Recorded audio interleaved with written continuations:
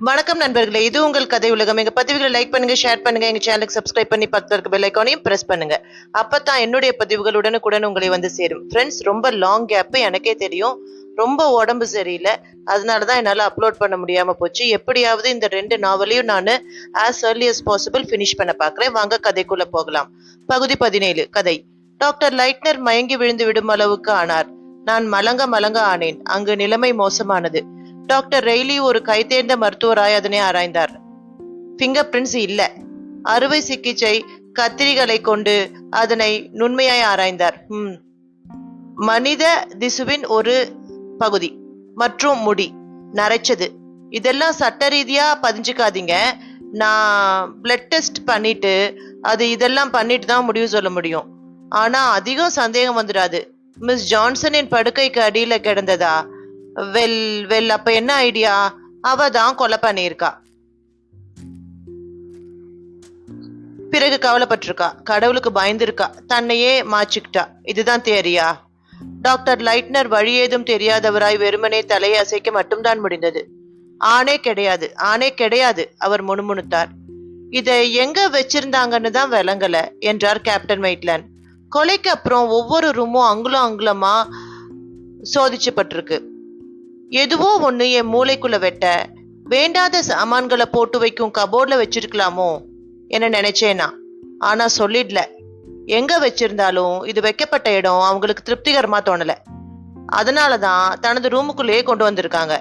இந்த ரூமும் மற்ற ரூம்களுடன் ஏற்கனவே சோதிக்கப்பட்டாச்சு.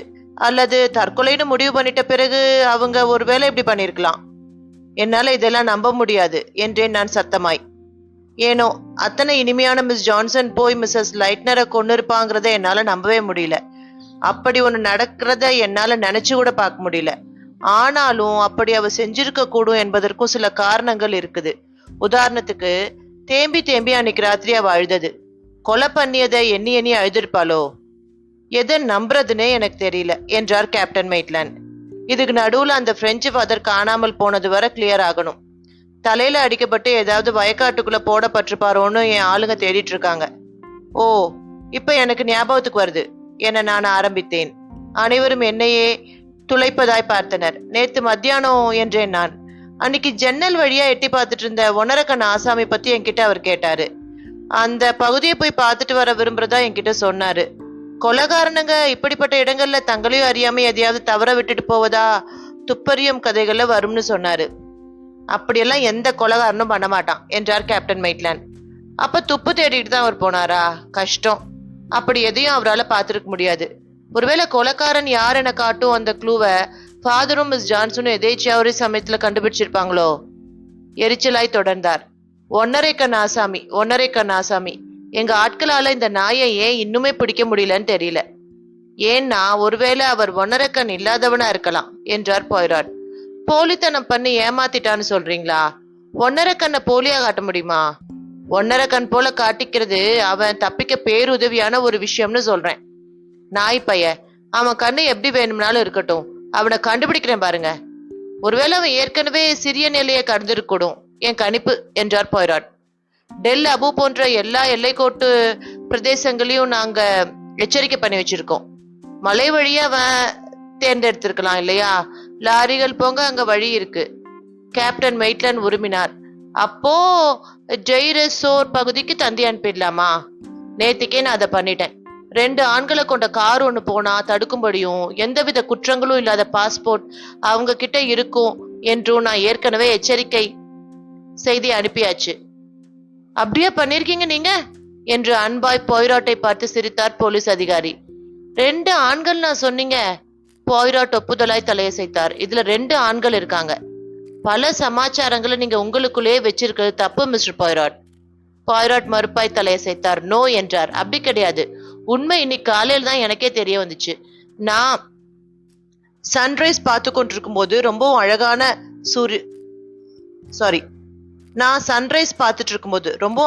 சன்ரைஸ். மிஸ்ஸஸ் மெர்கடாசோ ரூம்குள்ள இருக்கிறத எங்கள்ல யாராவது ஒருத்தராவது கவனிச்சிருப்போமாங்கிறது சந்தேகம்தான். அந்த பெரிய ரத்தக்கரை படிஞ்ச கல்ல நாங்க எல்லோரும் கவனிச்சபடி இருந்த போது இவ உள்ள நுழைஞ்சிருக்கணும். ஆனா இப்போது பன்னியின் கழுத்தை அறுக்கும்போது அது கத்துறத போல அலறினா அவ. ஓ மை காட் என கத்தினாள். இப்ப விளங்குது, இப்ப எனக்கு எல்லாமே விளங்குது. அப்ப அது ஃபாதர் லாவிக்னி, அவன் ஒரு பைத்தியம், மதப்பித்தேன். பெண்கள்லாம் பாவப்பட்ட ஜென்மங்கள்னு பாக்குறான் அவன். அவன் அவங்களெல்லாம் கொல்றான். மிஸ்ஸஸ் லைட்னர், அப்புறம் மிஸ் ஜான்சன், இப்ப அடுத்தது நானா இருக்கலாம். கிரீச்சிட்டு அலறியபடி அறைக்கு குறுக்கு நெடுக்குமாய் ஓடிய அவள் டாக்டர் ரெய்லியின் கோட்டை பிடித்து கொண்டாள். இனிமே நாம இங்க தங்கவே வேண்டாம். ஆமா, ஒரு நாள் கூட தங்க மாட்டேன். சுத்தி வர ஆபத்து, எங்க பார்த்தாலும் ஆபத்து. எங்கேயும் அவன் ஒளிஞ்சிட்டு இருக்கான். தக்க சமயத்தை எதிர்பார்த்து அவன் அப்படியே மேல வந்து பாயலாம். அவள் வாய் திறந்தது. மறுபடியும் அவள் கத்த ஆரம்பித்தாள். அவளை கையோடு பிடித்திருந்த டாக்டர் ரெய்லி பக்கமாய் நான் போனேன். 2 கன்னங்களிலும் பலார் பலார் என்று அவளை அறைந்தேன். டாக்டர் ரெய்லியின் துணையோடு அவளை ஒரு நாற்காலியில் நான் உட்கார வைத்தேன். யாரும் உங்களை வந்து கொல்ல போறதில்ல என்றேன். எல்லாத்தையும் நாங்க பாத்துக்கிறோம். பேசாம உட்காருங்க, வாய் மூடுங்க, மரியாதையா நடந்துக்கோங்க. பிறகு அவள் கதறவில்லை, வாயை மூடிக்கொண்டாள். என்னை முட்டாள்தனமாய் முறைத்தபடி உட்கார்ந்திருந்தாள். பிறகு அங்கு இன்னும் ஒரு தடை நேர்ந்தது. கதவு திறக்கப்பட ஷீலா ரெய்லி வந்தாள். அவளது முகம் வெளிரி கிடந்தது. சீரியஸா இருந்தாள். நேராய் அவள் போய்ராட்டிடம் போனாள். நான் போஸ்ட் ஆஃபீஸ் போயிருந்தேன் மிஸ்டர் போய்ராட் என்றாள். உங்களுக்கு அங்க ஒரு தந்தி வந்திருக்குது, அதனால அதை எடுத்துட்டு நான் வந்திருக்கேன். Thank you madam. தந்தியை அவளிடமிருந்து பெற்றுக்கொண்டார் போய்ராட். அதை உரித்தார். ஷீலா அவர் முகத்தையே பார்த்து கொண்டிருந்தாள். அந்த முகம் உணர்ச்சியால் மாற்றங்கள் கொள்ளவே இல்லை. தந்தியை படித்தார், மடித்தார், நேர் செய்தார், பாக்கெட்டில் போட்டுக்கொண்டார். இதையெல்லாம் கவனித்துக் கொண்டிருந்த மிஸ்ஸஸ் மெர்குடாஸ் கமரிய குரலில் கேட்டார். எங்க இருந்து? அமெரிக்கா? நோ மேடம் என்றார் அவர். அரேபிய டூனிஸ் பகுதியிலிருந்து. புரியவில்லை என்பதை போல அவரை பார்த்து முறைத்த மிஸ்ஸஸ் மெர்குடாஸ் பிறகு ஒரு நீண்ட பெருமூச்சோடு இருக்கையில் சாய்ந்து கொண்டார். ஃபாதர் லாவிக்னி என்றார். நான் நினைச்சது சரிதான். அந்த ஆள்கிட்ட என்னவோ ரகசியம் இருக்குன்னு எனக்கு எண்ணம் இருந்துட்டே இருந்துச்சு. பைத்தியக்காரவன். சற்று நிறுத்தினார். பிறகு சொன்னார். நான் இனி பேச மாட்டேன். ஆனா நான் இந்த இடத்த விட்டு போயாகணும். நானும் ஜோசப்பும் ரெஸ்ட் ஹவுஸ் போறோம். அங்க போய் நிம்மதியா தூங்கணும். பொறுமை மேடம் என்றார் போய்ராட். நான் எல்லாத்தையும் விளக்குறேன். கேப்டன் மெய்ட்லாண்ட் அவரை விசித்திரமாய் பார்த்தார். இந்த பிசினஸ் என்னங்கிறத முழுக்கவும் கண்டுபிடிச்சிட்டாவா சொல்றீங்க? அதிகாரமாய் கேட்டார். போய்ராட் பவ்யமாய் தலைபணிந்தார். நாடக பாணியாய் தோன்றியது இது. இது கேப்டனை எரிச்சலாக்கி இருக்க வேண்டும். வெல் என குறைத்தார் அவர். அப்ப சொல்லி தொலைங்களேன். ஆனால் இன்னொரு கொலை செய்தார் என்று ஒற்றை வரியில் சொல்வது கிடையாது போய்ராட்டின் வழக்கம். அதற்கு முன்னால் ஓடியாடி ஒரு நடனமாட கூட அவர் தயங்க மாட்டார் என்று எனக்கு தோன்றியது. உண்மையிலேயே போய்ராட்டுக்கு விஷயம் தெரியுமா அல்லது பீற்றிக் கொள்கின்றாரா என்று கூட எனக்கு ஐயம் வந்தது. தற்சமயம் அவர் டாக்டர் ரெய்லி பக்கமாய் திரும்பினார். மத்தவங்க எல்லோரையும் ப்ளீஸ் இங்க வந்து கூடும்படி சொல்ல முடியுமா டாக்டர் ரெய்லி? மரியாதையாய் சொன்னதை உடனே செய்தார் ரெய்லி. ஓரிரு நிமிடங்களில் அகழ்வாராய்வு குழுவின் ஏனைய அங்கத்தினர்கள் குழும தொடங்கினர். முதலில் ரைட்டரும் ஏமாற்றும், பிறகு பில் கோல்மேன், அப்புறம் ரிச்சர்ட் கேரி, இறுதியாய் மிஸ்டர் மெர்குடாஸ். புவர்மேன். மிஸ்டர் மெர்குடாஸ் செத்து போய் விட்டவரை போல தோன்றினார். பாதுகாப்பும் கவனமும் அற்று வேதியியல் பொருட்களை வைத்திருந்ததற்காக கைது செய்யப்படுவோமோ என்று கிளி அவரை ஆட்டி படைத்துக் கொண்டிருந்தது என நினைக்கிறேன். மிஸ்டர் போய்ராட் வந்து சேர்ந்த தினத்தன்று எப்படி நாங்கள் எல்லோரும் டேபிளை சுற்றி வர உட்கார்ந்திருந்தோமோ அதே போல இப்பொழுது உட்கார்ந்து கொண்டோம். பில் கோல்மனும் டேவிட் எமாட்டும் உட்கார்ந்து கொள்வதற்கு முன்னால் ஷீலா ரெய்லியை பார்த்தபடி தயங்கினார்கள். ஜன்னலின் வழியாக வெளியே வெறித்தபடி இருந்த அவள் இவர்கள் இருவர் பக்கமும் முதுகாட்டிக் கொண்டிருந்தாள். ஷேர் ஷீலா என்றான் பில் தனிந்த குரலில். உட்காமாட்டியா நீ என்றான் எம்மாட். திரும்பிய அவள் இருவரையும் பார்த்தபடி சில நொடிகள் நின்றார். இருவரும் தலா ஒரு நாற்காலியை முன்னுக்கு தள்ளி சுட்டி காட்டினர். எவரது நாற்காலி அவள் ஏற்றுக்கொள்வாள் என நான் ஆர்வமாய் பார்த்தேன். இறுதியாய் அவள் இரண்டையும் ஏற்கவில்லை. டேபிளின் விளிம்பில் சாய்ந்து உட்கார்ந்து கொண்டபடி இது போதும் எனக்கு என்றாள். கூடவே நான் இருக்கிறதுல கேப்டன் மெய்ட்லாண்டுக்கு ஆட்சேபனை இல்லைன்னா என்றாள். இதற்கு கேப்டன் மெய்ட்லாண்ட் என்ன சொல்லி இருக்கக்கூடும் என்று எனக்கு தெரியாது. அவரை முந்திக் கொண்டு விட்டார் போய்ராட். தயவு செஞ்சு நீங்களும் இருக்கணும் மேடம் என்றார் அவர். சொல்ல போனா நீங்க இருக்க வேண்டிய அவசியம் இருக்கு. அவள் புருவங்களை உயர்த்தினாள். அவசியம்? அந்த வார்த்தையை தானே நான் யூஸ் பண்ணேன். மேடம், உங்களை நான் சில கேள்விகள் கேட்க நேரிடும். So please. இதற்கு இவளது புருவங்கள் மேலும் உயர்ந்தன. ஆனால் அவள் எதுவும் கூறவில்லை. தன் முதுகுக்கு பின்னால் இடம்பெற உள்ள எதையும் கவனிக்க தயாரில்லை என்பதைப் போல திரும்பி நின்று கொண்டு ஜன்னலின் வழியாக வெளியே வெறிக்க ஆரம்பித்து விட்டாள் அவள். இனிமேலாவது என்று பொறுமை இழந்த கேப்டன் மெய்ட்லாண்ட், என்னதான் நடந்துச்சுங்கிற நிஜத்தை நாங்க தெரிஞ்சுக்கலாமா என்றார். பரபரப்பாய் எங்கே பழக்கப்பட்டு விட்ட போலீஸ் ஜாதி அவர். அதிகம் பொறுமை காக்க முடியவில்லை. எங்கள் எல்லோரையும் எடை போடுவது போல ஒரு முறை பார்த்து கொண்ட போய்ராட் எழுந்தார். என்ன சொல்ல போகிறார் என்று என்னால் கணிக்க முடியவில்லை. நாடகத்தனமாய் ஏதாவது இருக்கலாம். அப்படிப்பட்டவர் தான் அவர். ஆனால் அவர் அரேபிய மொழியில் பேச ஆரம்பிப்பார் என்று நான் சற்றும் எதிர்பார்க்கவில்லை. ஆமாம், அப்படித்தான் நடந்தது. வார்த்தைகளை மெதுவாகவும் சிரத்தையுடனும் மேலும் மத பக்தியுடனும் சொன்னார் அவர். பிஸ்மில்லாஹி ரஹ்மான் ஹரீம். சாரி, ஆமாம், அப்படித்தான் நடந்தது. வார்த்தைகளை மெதுவாகவும் சிரத்தையுடனும் மேலும் மத பக்தியுடனும் சொன்னார் அவர். பிஸ்மில்லாஹி ரஹ்மான் ரஹீம். இதற்கு பிறகு அதன் மொழிபெயர்ப்பையும் அவர் சொன்னார். கருணையும் காருண்யமும் மிக்க அல்லாவின் திருப்பெயரால். பிஸ்மில்லாஹி ரஹ்மான் ரஹீம். இதுதான் ஒரு பிரயாணத்தை துவங்குவதற்கு முன்னால் பயன்படுத்தப்படும் அரேபிய வாசகம். ஃப்ரெண்ட்ஸ், நாம கூட இப்போ ஒரு பிரயாணத்தை தான் துவக்க போறோம். கடந்த நிகழ்வுக்குள்ள ஒரு பிரயாணம், கடந்த காலத்துக்குள்ள ஒரு பிரயாணம், மனித ஆன்மாவின் விளங்கிக் கொள்ள முடியாத பிரதேசங்களுக்குள் ஒரு பிரயாணம். நாங்கள் உட்கார்ந்திருந்த அறையை ஒரு சுற்று பார்த்தேன். மிஸ்டர் பாய்ராட் சொல்வது சரிதான் என்று ஒரு விசித்திரமான எண்ணம் எனக்குள் எழுந்தது. நாங்கள் கூட இப்பொழுது ஒரு பிரயாணத்தை தான் துவங்கப் போகிறோம். நாங்கள் எல்லோரும் ஒன்றாய் இங்கேதான் இருக்கிறோம். ஆனால் அவரவர் நினைவுகள் மட்டும் தனித்தனி வழிகளில். அனைவரையும் ஒரு முறை நான் பார்த்தேன். என்னவோ இப்போதான் முதன்முறையா பாக்குறது போல, மேலும் இதுதான் கடைசி முறை என்கிறது போல. முட்டாள்தனமா இருக்கலாம், ஆனா எனக்கு என்னவோ இப்படித்தான் தோணுச்சு. எனக்கு என்னவோ மிஸ்டர் பாய்ராட் அனைத்தையும் சொல்லி முடிச்சதும் நாங்க அனைவருமே புதிதாய் மற்றும் வித்தியாசமானவர்களாய் ஆகியிருப்போம்னு ஒரு எண்ணம் கூட தோன்றி வந்துச்சு. வயிற்றுல பூச்சி பிராண்டும் விளக்க ஒன்னா உணர்வு. பாய்ராட்டின் குரல் சாந்தமாய் போய்கொண்டிருந்தது. கரைகளுக்கு நடுவில் சலனமற்று ஓடும் ஆறு போல இருந்தது அவர் பேசியது, கடல் நோக்கி. இந்த கேஸ முழுக்க புரிஞ்சுக்கணும்னா வெளிப்புற துப்புகளுக்காக தேடி அலையக்கூடாது எனும் எண்ணம் எனக்கு ஆரம்பத்துல இருந்தே இருந்துச்சு. குணாதிசயங்களுக்குள்ளே ஏற்பட்ட முரண்பாடுகள், இதய சுரங்கத்துக்குள்ள போட்டு மறைக்கப்பட்டுள்ள குமுறல்கள், மனுஷங்களுக்குள்ள ஏற்பட்டுள்ள மோதல்கள், இதெல்லாம் தான் இந்த கேஸோட முகவரி இருக்கு என்பது எனது தினமான எண்ணம். இன்னொன்னையும் இப்ப சொல்லிட விரும்புறேன்.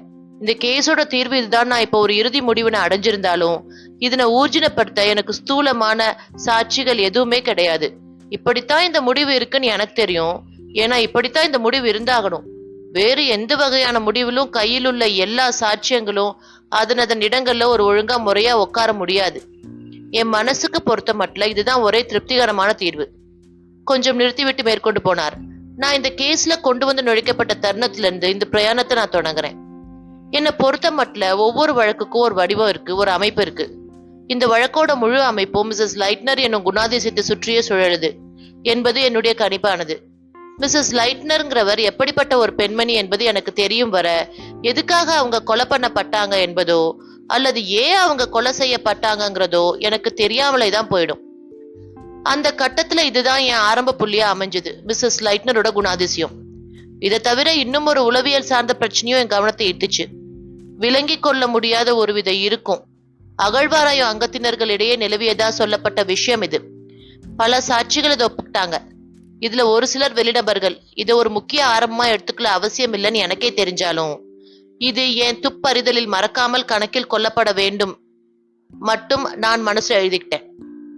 இதுக்கு காரணம் மிஸ்ஸஸ் லைட்னர் அங்கத்தினர்கள் மீது செலுத்திய ஆதிக்கம்தான் என்பது அனைவராலும் பரவலா ஒப்புக்கொள்ளப்பட வேண்டிய ஒரு விஷயம்.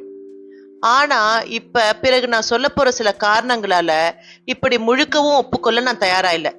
துவக்கமா முன்னாடியே நான் சொன்னதை போல நம் கவனம் அனைத்தையும் மிஸ்ஸஸ் லைட்னரோட குணாதிசயத்தின் மேலேயே வைப்போம். இந்த குணாதிசயத்தை எடப்போட எனக்கு வெவ்வேறு வழிமுறைகள் இருந்துச்சு. பல தரப்பட்டவர்களிடம் அவங்க உண்டாக்கிய இந்த சலனங்கள், ரியாக்ஷன்ஸ் இருக்கு.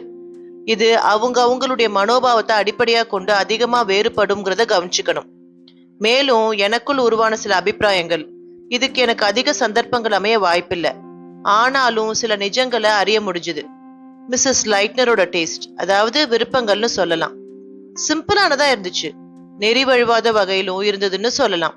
நிச்சயமா அவங்க ஒரு ஆடம்பர பிரிய கிடையாது, இது ஒரு பக்கம். இன்னொரு பக்கம் அவங்க பண்ணியிருக்கும் சில நுண்மையான எம்ப்ராய்டரி வேலைகள், அதுல அத்தனை நுண்மை மற்றும் அழகு, கலைத்திறனும் அதே சமயம் சுலபத்துல திருப்தி அடையாத ஒரு பெண்ணையும் இது என் முன்னாடி நிறுத்துச்சு.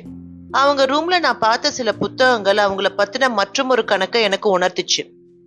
அவங்களுக்கு நல்ல மூளை இருக்கணும்.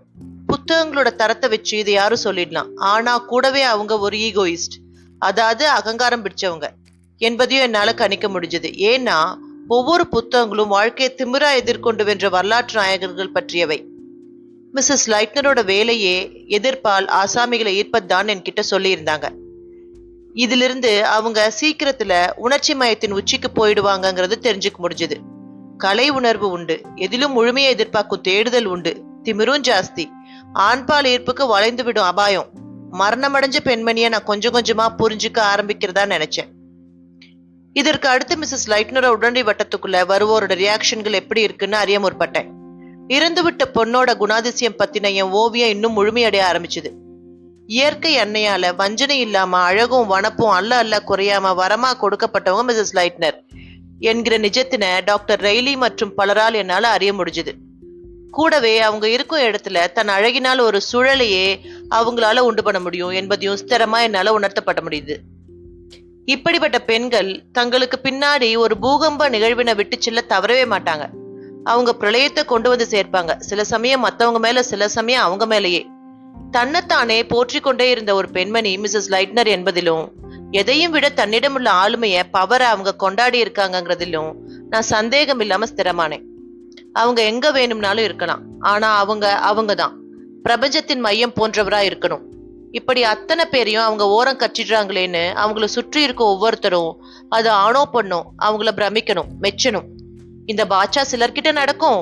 உதாரணத்துக்கு நான் ஸ்லியோதரன். தாராள மனப்பான்மை கொண்ட இவங்க மேடமை பார்த்த முதல் பார்வையிலேயே அவங்கள முழுசா பாராட்டி பிரமிச்சிருக்காங்க. இது ஒரு வகை. ஆனா இன்னொரு வகையிலும் மத்தவங்க தன்னை மெச்சும்படி அவங்க பார்த்துட்டு இருந்திருக்காங்க.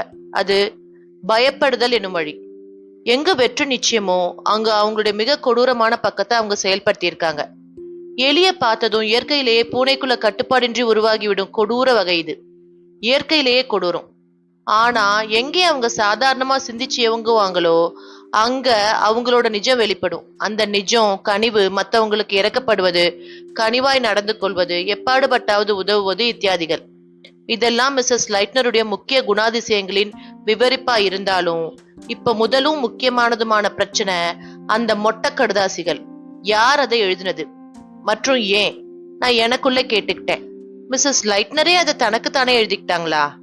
தன்னையே எப்போதும் முன்னிறுத்தி கொள்ளும் அவங்க பண்ணக்கூடிய கொடூரம் தான் இது. மேற்சொன்ன கேள்விக்கு பதில் தர பின்பக்கம் திரும்பி நீண்ட தூரம் பயணிக்க வேண்டியிருக்குது.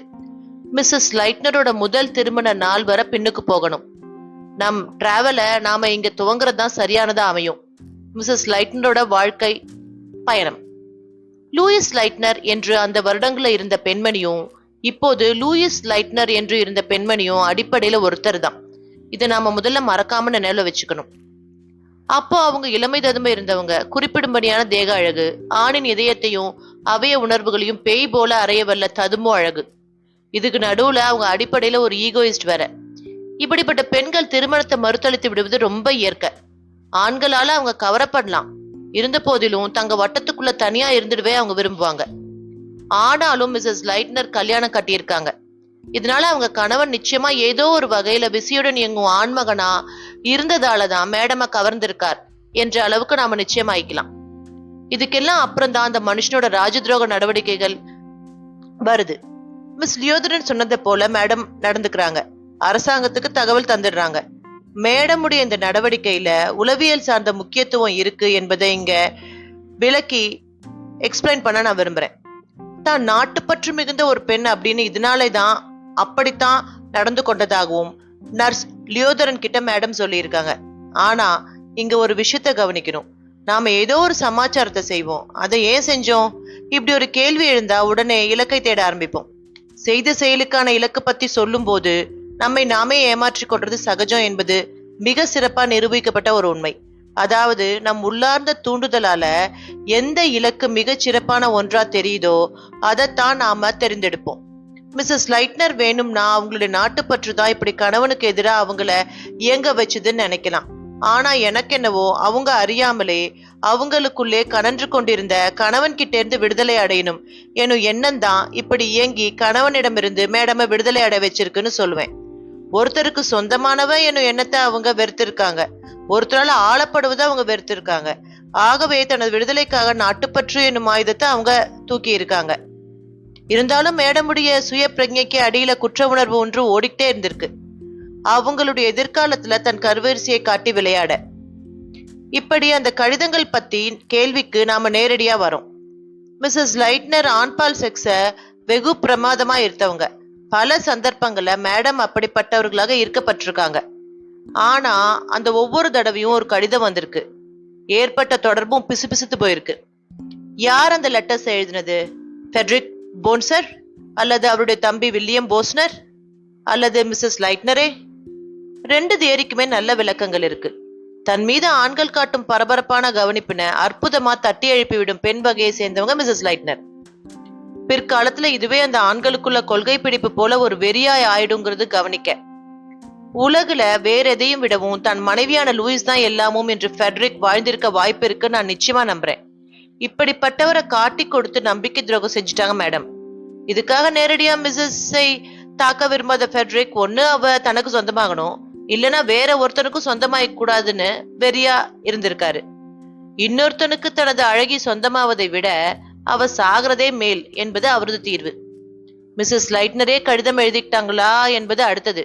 ஒருவேளை அவங்களுக்கு கல்யாணத்தின் மீது ஒரு கடுங்கசப்பு இருந்திருந்தா அந்த பந்தத்துல இருந்து தன்னை நிரந்தரமா விடுவித்துக் கொள்ள இப்படி ஒரு வழியை அவங்க தேர்ந்தெடுத்திருப்பாங்க என்பது சாத்தியம்தான். அவங்களாவே ஒரு நாடகத்தை அரங்கேற்றி இருக்காங்க. இறந்த கணவன் மீண்டும் வந்து பயமுறுத்துவது இது. நோ மேரேஜ் எனும் அவங்களுடைய நெஞ்சாழத்து எண்ணத்தை எதிர்பார்ப்ப தீர்த்து வைக்குது இல்லையா? இது அவங்கள ஒரு அழகிய நிரந்தரமாக்குது. பாவம் எப்படி பயமுறுத்தப்படுறான்னு பச்சாதாபத்துல சொல்ல விடுது. மறுமணமே கிடையாது என்னும் பாதுகாப்பையும் அவங்களுக்கு ஏற்படுத்தி தந்துடுது. இந்த நிலைமை பல வருடங்களா தொடர்ந்துகிட்டே இருக்கு. திருமணம் அப்படின்னு ஒரு வாசனை அடிச்சதுமே பயமுறுத்தி கடிதம் ஒண்ணு வந்துடும். ஆனா இப்பதான் நம்ம ரொம்பவுமே இன்ட்ரெஸ்டிங்கான ஒரு கட்டத்துக்கு வரும்.